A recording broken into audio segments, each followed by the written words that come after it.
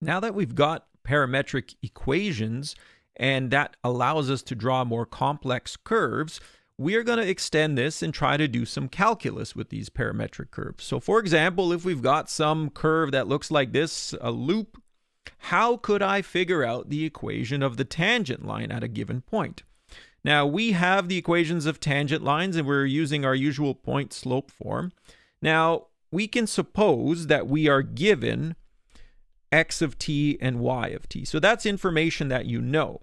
And that means you can specify any specific point on the curve if you know the time value. So if I give you t1, for example, it's very easy to figure out x1 and y1.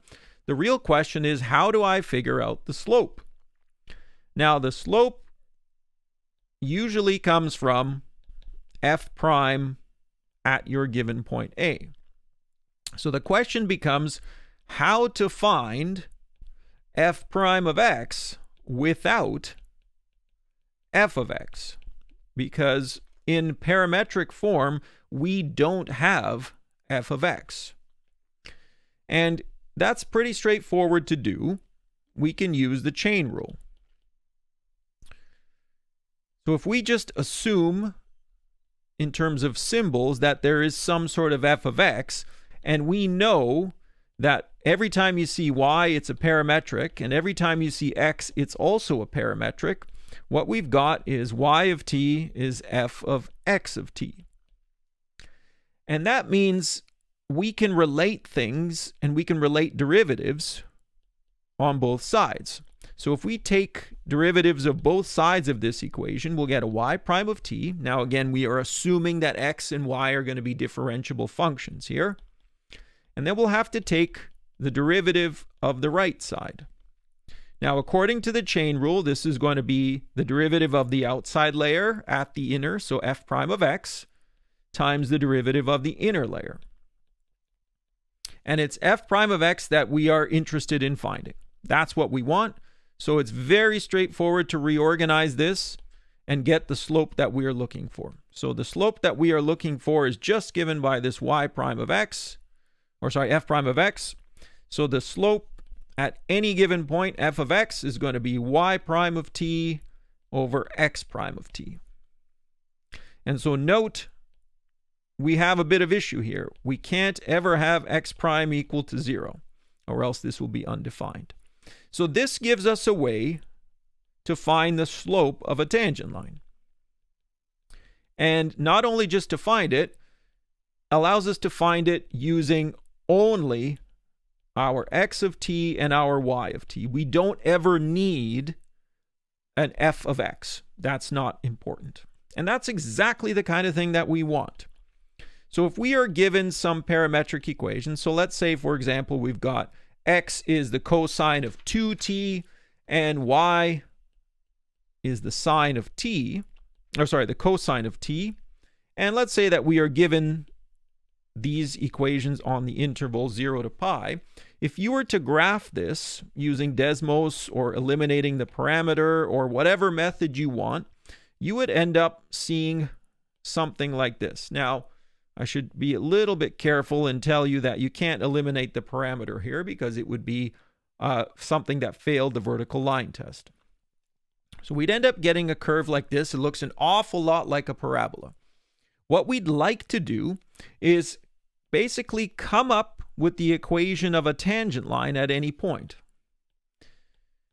So the equation of the tangent line is always going to be given by the usual prescription. Y minus y1 is m into x minus x1. So if you supply a time value, we'll be able to come up with this. The slope is the important thing that we need here. So the slope is going to be y prime of t over x prime of t. Figuring out these derivatives is pretty straightforward. Chain rule is going to help us here. We'll get negative sine of 2t times 2 for x prime. Y prime will be negative sine of t. So that means that the slope at any point is going to be given by negative sine of t divided by negative 2 sine of 2t. Now, there's a way for us to simplify this even further. Trig identity tells us that sine of 2t is sine of t, 2 sine t cos t. Do I need to know this? Yes, you need to know this. Very important. Putting it all in, what we'll find is that the slope is going to be negative sine of t over negative 4 sine t cos t. We can do some pretty straightforward simplifications here, and we'll end up getting 1 over 4 cos t. So slope depends on t. You have to tell me the time value in order to be able to figure out a slope. For example, we could be given things like 0. So let's say t is equal to 0. So when t is equal to 0, the slope at time 0 is just what I would get by plugging in 0. So I'll get 1/4. If I were to figure out the points, so if I wanted to actually get the equation of the tangent line, I'd need x of 0 and y of 0. So that would be the cosine of 2 times 0, cosine of 0, and both of these would give me the point 1, 1.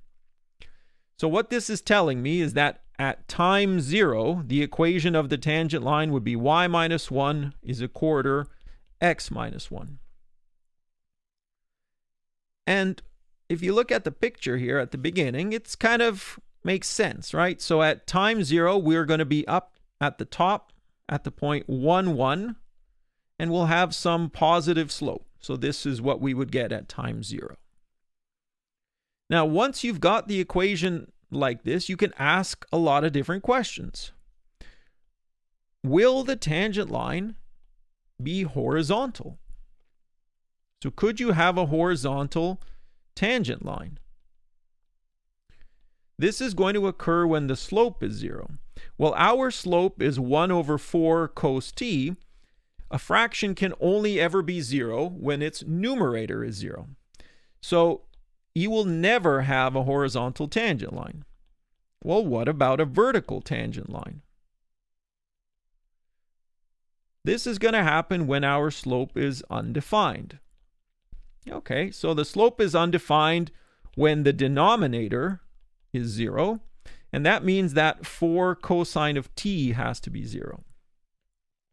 And on our interval, 0 to pi, the only time cosine is 0 is when time is pi over 2. So if you look at a picture again of this situation, what we've got is that right here, we should have a vertical tangent line, and that's going to happen at time equals pi over 2. Now, otherwise, time flows in this direction, and we'll end up getting down here. And you can just verify this throughout. You can also see that there's no spot on this curve where you have a horizontal tangent line. So once we've got the derivatives and we can form the slope of the tangent line, we are basically set and can answer any slope-related questions. We won't get into any of the second derivative business here. For our purposes, all that we'll need to be able to do is figure out the slopes of tangent lines.